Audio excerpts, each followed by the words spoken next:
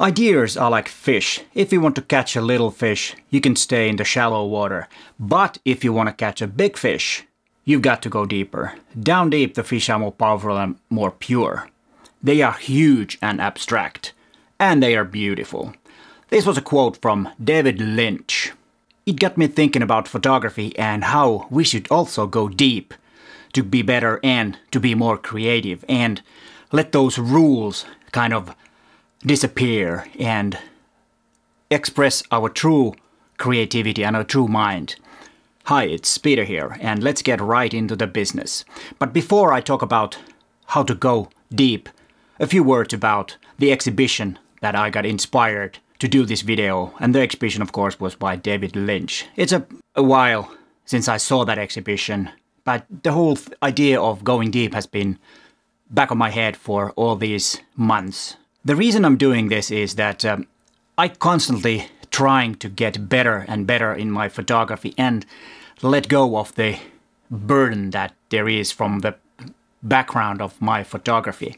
I want to do something different, and I hope this helps you too if you want to be better and start really going deeper and deeper in your photography. The images that were exhibited was a David Lynch portfolio or body of work in photography, and from different set of images. They were snowmen, nude, distorted nudes, factories and portraits. The style is, well, you could say it's David Lynch. Those photographs would be trashed in any photo club competition. They wouldn't get any good critique. They most likely would think in that context they're horrible photographs. But that is the thing that makes those photographs really, really interesting. To me, going deep in photography means, delving beyond the surface level aesthetics and exploring the underlying emotions, narratives and meanings within a photograph. It involves pushing boundaries, experiment with different perspectives and capturing moments that evoke a strong response from the viewer. I had to write this down, and because it's these type of videos are really hard for me to make in English, so that's why I've kind of written down my ideas about what I'm gonna say. So bear with me when I'm looking and reading sometimes. As photographers, we can draw inspiration from this approach by pushing ourselves to explore new territories, conceptuality and technically. Going deep requires us to break from our comfort zones, venture into unfamiliar genres or subject and experiment with different techniques and perspectives. And furthermore, going deep in photography involves introspection and self-expression. It requires us to dig deep within ourselves, exploring our experiences, emotions and beliefs, and translating them into visual narratives.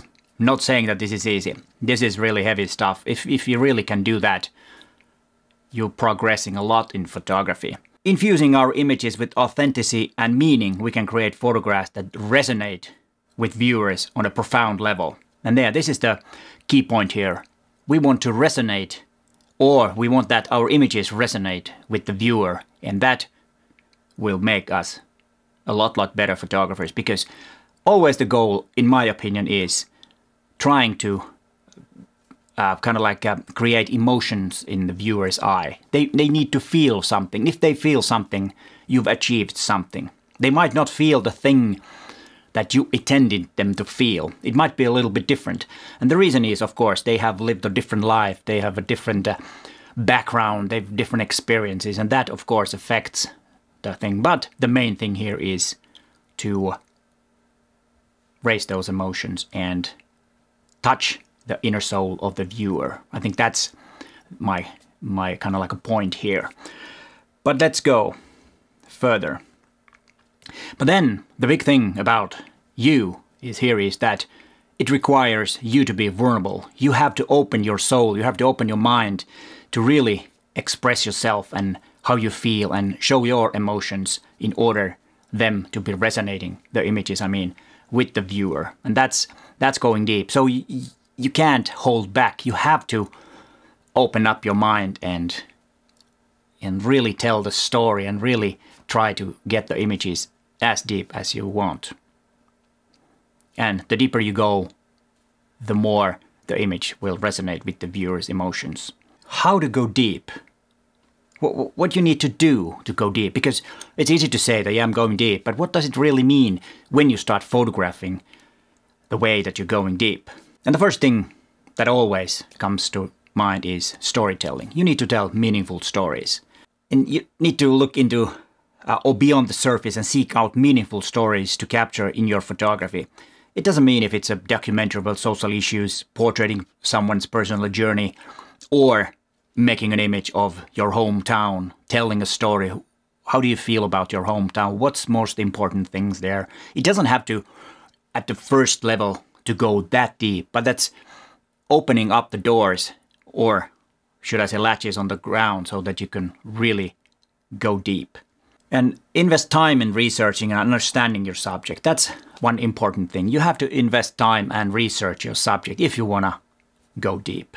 And as I said, this is deep, this stuff that I'm talking, and it will mess up with your mind too. So be careful if you're going too deep. I don't want you to feel bad or start feeling anxiety or stuff like that.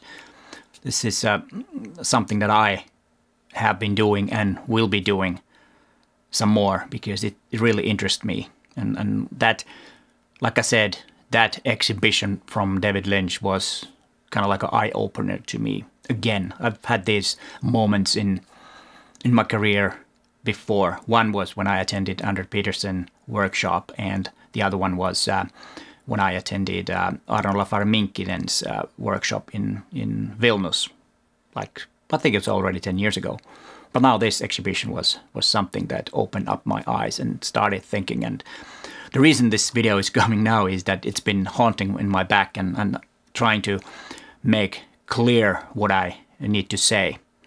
But let's continue. And then the second hard thing is to experiment with symbolism and metaphor. Going deep in photography involves using visual elements, symbolism and metaphors to convey a deeper message or concept. And you need to explore how you can incorporate symbolic objects, colors and composition to evoke emotions or convey abstract ideas. This approach encourages viewers to contemplate the meaning behind your images and engage with them intellectually. It's not easy. It's very deep in photography. And then the third thing is to explore new perspective. You need to challenge yourself, see the world from different angles and perspective. Experiment with unconventional methods, compositions, unique vantage points, and even abstract and surreal techniques. When you're presenting the subject in a fresh new way, that is something that you've taken a step down to go deeper. And then the fourth one is developing your personal style. Going deep in photography means that also you start developing your own style, because you start exploring new things and you might find something really interesting and continue with that particular style. And I think that is something that when people are recognizing your photographs, even they don't know who took it, and they start thinking that it might be that. First, of course, it's a smaller community, like my Facebook group, for example. There are people that I immediately recognize when I see an image. And then there are some that do everything. And I'm not saying that you have to go deep and make your personal style, because we always have to remember that photography is a hobby, and having fun photographing everything you like is totally fine, because it's a pastime to take your mind out of the work life or some other troubles that you might have. Photograph is very good for your mental health if you take it so that you don't compete or you don't compare yourself to others, but make your own images and have fun with making those images. I think that's even more important than going deep, but this is a different thing, but you know what I mean. I've talked about this before. And then it's about self-reflection and growth of your own being as a human being. And that's something I've talked before, that you have to kind of like think about your own work critically and think about how is this going to be better, and looking at other photographs and thinking why, other photographers' work, and thinking how that image or why the image you like is, or the reasons you like that image, and then start thinking about that and how could I learn from others. And but not saying, like I already said, do not compete, but always compete with yourself to be better. That pushes you. You want to be a better photographer than you were last month and last week, and you want to be better tomorrow than you are today. That is the thing. Of course, there will be failure on the way, but don't worry, it's the overall thing. When you're experimenting, you will fail, but that's also something that you need. You don't learn anything if you ever fail. We all have failed, and I fail every day when I'm taking photographs, but still I succeed every day when I take photographs, so they're both. But you have to let yourself loose and let your creativity just, fly. And let's see, what else did I write down? Yeah, and one thing is that attend workshops. That's one thing. Engage in constructive criticism. I personally have one-on-one on my website where you can buy 1 hour from me and we will talk about your photographs. I'd rather talk more about the photography than teach the camera. I've learned that it is really hard to teach how to use a camera, but talking about the images and talking about the things that might get you being a better photographer. So there's a link in the description, so if you want to check out what that is. There have been quite a few people already done that, and yeah, they've all been happy so far. But you might want to check out that option too. You have to remember that going deep in photography is a personal and subjective journey. It's about tapping into your own creativity, exploring your unique perspective and expressing it authentically through your images. Embrace the process, and this is something that I like about photography, is that expressing your journey and the images is one part. So the act of photography is equally important as the result, in my opinion at least. And that's why I think photography is one of the best things you can do on your spare time. I hope you enjoyed this video, and there are some more videos if you want to be more creative. There are some exercises for you to try out if you haven't seen that video before. It's not a very new video, but it's still, I think it has some good exercises, because where would the good exercise go away? It always works.